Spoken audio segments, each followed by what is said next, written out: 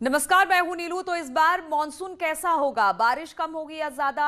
आज के वैज्ञानिक युग में यह बता पाना बेहद ही आसान है। मौसम वैज्ञानिक समय रहते बता देते हैं कि आने वाले दिनों में मौसम कैसा रहने वाला है। लेकिन उत्तर प्रदेश में एक ऐसा मंदिर है जो मॉनसून बताता है, और इस मंदिर के बारे में ऐसी मान्यता है कि यहां से मॉनसून को लेकर जो भी भविष्यवाणी की जाती है वो बिल्कुल सच और सटीक होती है।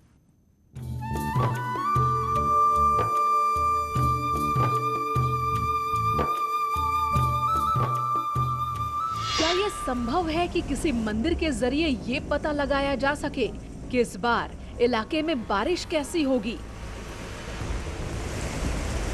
मंदिर में देवी देवताओं की मूर्तियों तक तो ठीक है, लेकिन मंदिर और मॉनसून का क्या कनेक्शन है?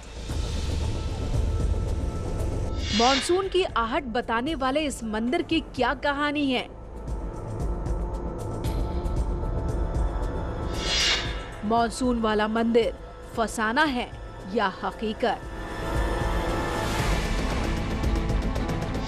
अगर मंदिर मॉनसून की जानकारी देता है तो कैसे देता है? जब इस मंदिर की कहानियों के बारे में हमने सुना तो ये सभी सवाल आगे पीछे घूमने लगे। मंदिर और मॉनसून की कहानी के इस दावे को समझने के लिए हमारी टीम निकल पड़ी उत्तर प्रदेश के कानपुर।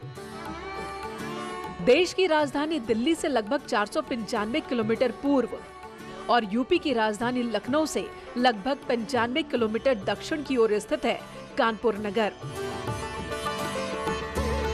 हमारी मंजिल थी कानपुर का बेहटा बुजुर्ग गांव।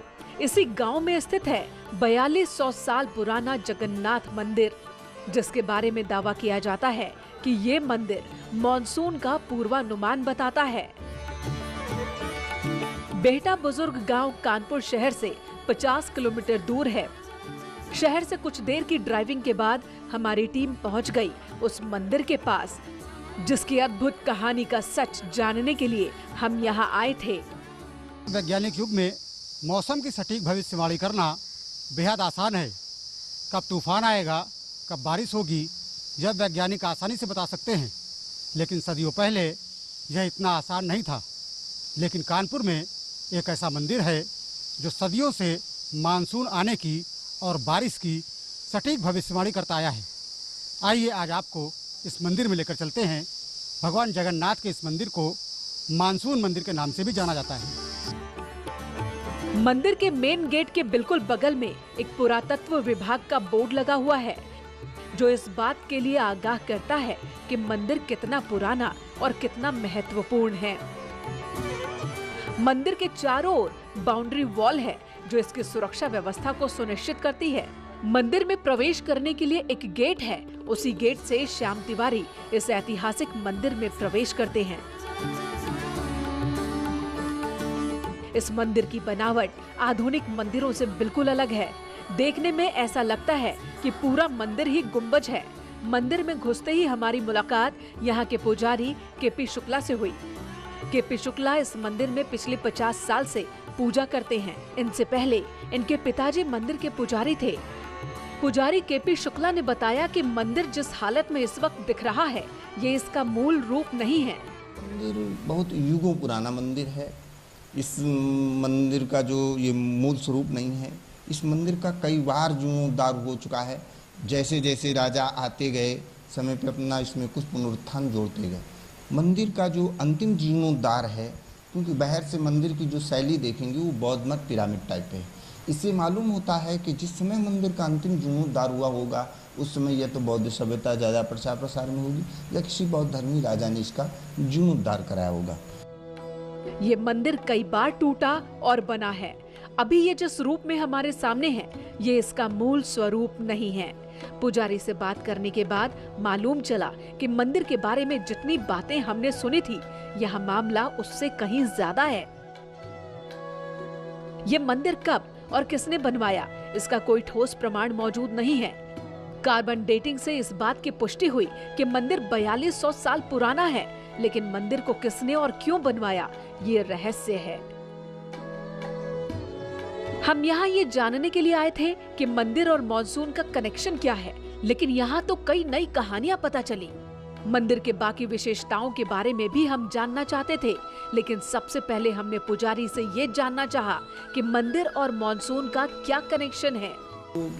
लोग प्रसिद्ध है मानसून मंदिर के नाम से। इसमें छत में लगा हुआ मानसून मंदिर है, मानसून पत्थर है। तो जैसे ही मानसून बनता है तो ये पत्थर पसीज के टपकने लगता है। इससे मालूम हो जाता है कि नहीं, हाँ मानसून बन गया, बरसात आने वाली है। और कितना भी सूखा पड़ जाए, यदि पत्थर टपक रहा है तो बरसात होगी, अवश्य होगी। ये यहाँ के आसपास के जनमानस को पूर्णतः विश्वास है। इस मंदिर और मानसून की कहानी का केंद्र इसके गुंबज में लगा पत्थर है। इस पत्थर से ही जगन्नाथ के भक्त मानसून की आहट का अनुमान लगाते हैं। भगवान जगन्नाथ जी के इस मंदिर की सबसे बड़ी खासियत यह है कि ये मानसून की सटीक भविष्यवाणी करता है। और ये भविष्यवाणी करता है मंदिर के ऊपर लगा हुआ एक पत्थर। हम दिखाना चाहेंगे उस पत्थर को। आप देख सकते हैं कि ऊपर ये पत्थर लगा हुआ है। इस पत्थर से ही ये पता चलता है कि इस साल किस तरीके का मानसून रहने वाला है, कब मानसून आएगा और कितनी बारिश होगी। इस पत्थर के जब चारों तरफ बूंदें आती हैं तब ये मानसून आने का संकेत होता है।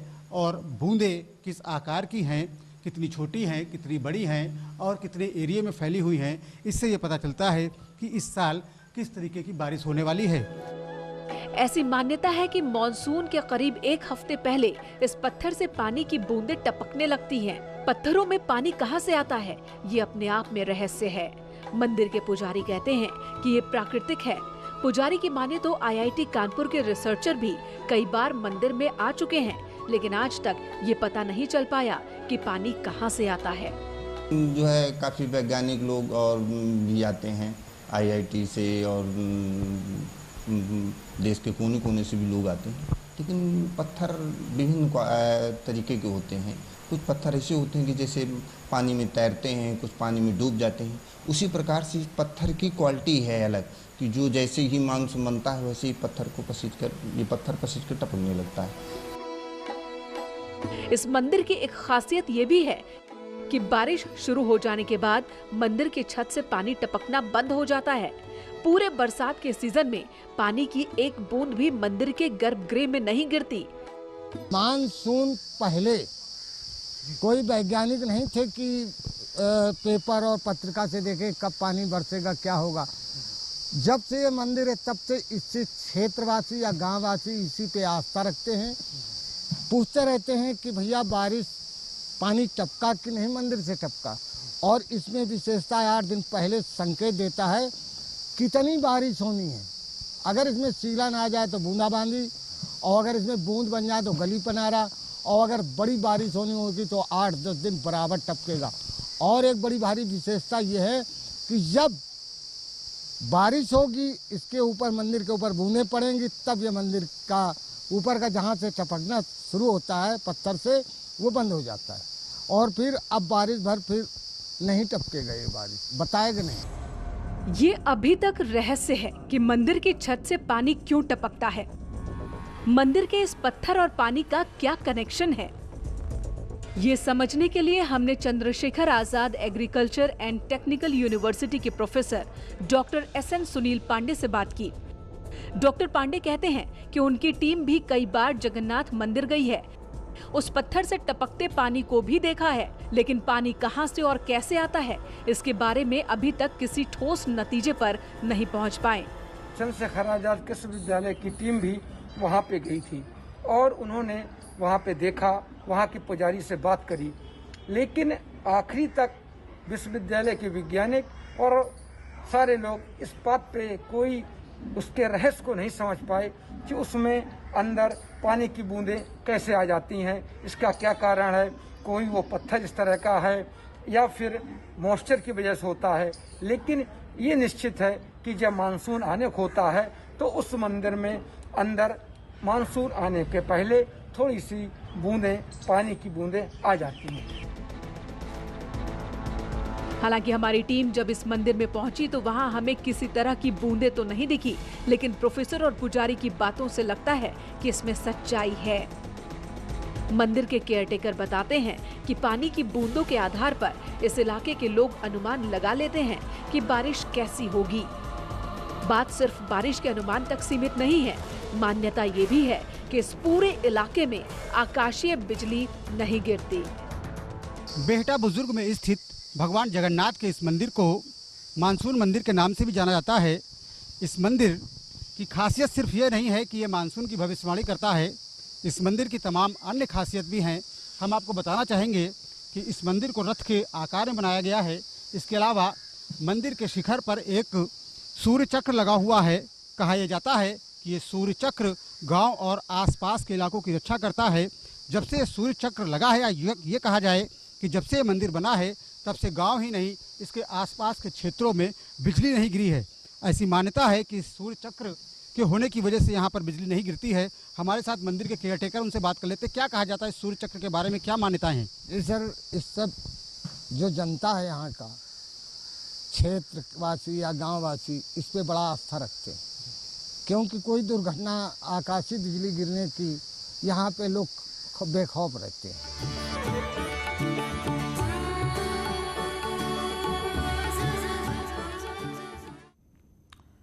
और बेटा बुजुर्ग के लोग मंदिर के केयरटेकर और पुजारी से पूछते रहते हैं कि पानी टपका कि नहीं, क्योंकि उन्हें पूरा यकीन है कि मंदिर में पानी टपकने का मतलब कि बारिश जरूर होगी। हालांकि इस बात का कोई पुख्ता सबूत अब तक नहीं मिला। मंदिर में पानी कहां से आता है, वैज्ञानिक आते हैं, रिसर्च करते हैं, लेकिन वो भी किसी नतीजे पर नहीं पहुंच पाए कि पानी, मॉनसून और मंदिर का आखिर कनेक्शन क्या है।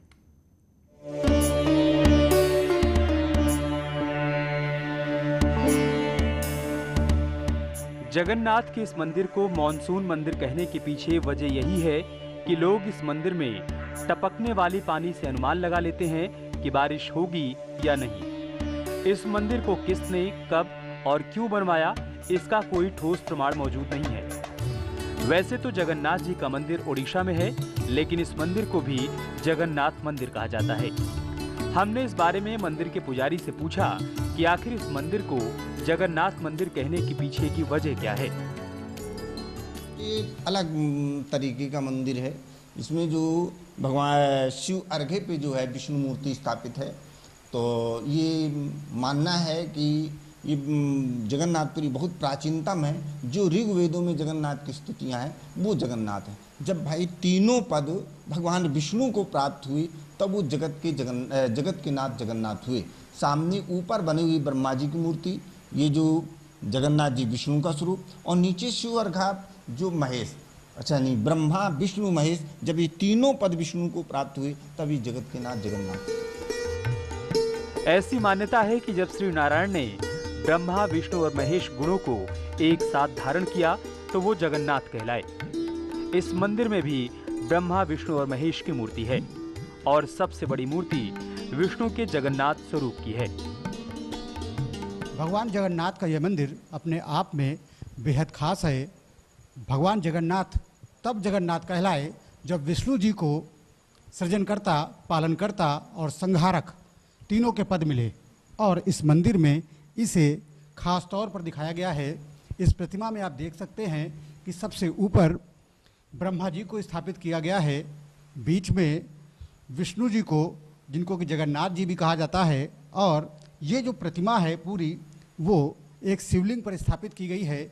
यानी कि इस एक प्रतिमा में ऊपर ब्रह्मा जी, बीच में विष्णु जी और नीचे शिव जी को स्थान दिया गया है। और ये जो पूरा शिलापट है जिस पे प्रतिमा स्थापित की गई है, उसमें भगवान के तमाम स्वरूपों को दिखाया गया है। भगवान विष्णु के जो 24 स्वरूप हैं वो इस पे प्रदर्शित किए गए हैं। इस मंदिर के प्रति भक्तों की गहरी आस्था है। बेटा बुजुर्ग गांव के आसपास के लोग यहाँ हर रोज पूजा पाठ करने के लिए आते हैं और श्री जगन्नाथ से मनचाही मुराद पाते हैं। इस मंदिर का आकार और बनावट मूल रूप में क्या थी, इसके बारे में कोई ठोस प्रमाण नहीं है। मंदिर के पुजारी कहते हैं कि जब इसे बनाया गया होगा तो उस वक्त मंदिर में कोई मूर्ति नहीं रही होगी। पुजारी के पी शुक्ला इस मंदिर को सिंधु सभ्यता के दौर का मानते हैं। जिसे सिंधु घाटी सभ्यता में लोग कहते थे कि सिंधु घाटी सभ्यता काल के लोग प्रतीक चिन्हों की पूजा करते थे। तो जिस बना हुआ प्रतीक चिन्ह जो पूजा स्थल पे फ्रंट पे बना हुआ है, इससे साबित होता है कि ये जो स्थान है बहुत युगों पुराना है और इस मंदिर का कई बार और भी प्रतीक चिन्ह मिलते हैं, जिससे उनमें मालूम होता है कि जो अलग अलग राजाओं के जो है प्रतीक चिन्ह महसूस होते हैं। इससे मालूम होता है इसके मंदिर का जो है कई बार जीर्णोद्धार हुआ, जैसे जैसे राजा आते गए अपना पुनरुत्थान जोड़ते गए। मंदिर के अंदर कई तरह के प्रतीक चिन्ह भी दिखते हैं जो पुजारी की बात की पुष्टि करते हैं।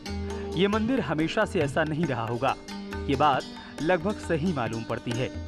समय समय पर जब राजाओं ने इसका जीर्णोद्धार करवाया तो वो अपने धर्म और मान्यता के हिसाब से मंदिर को ढालते चले गए। हजारों साल बाद अब कानपुर का ये जगन्नाथ मंदिर मॉनसून मंदिर के नाम से विख्यात है। श्याम तिवारी, न्यूज़ 18, बेहटा बुजुर्गांव, कानपुर। और रुकते हैं आप छोटे से ब्रेक के लिए।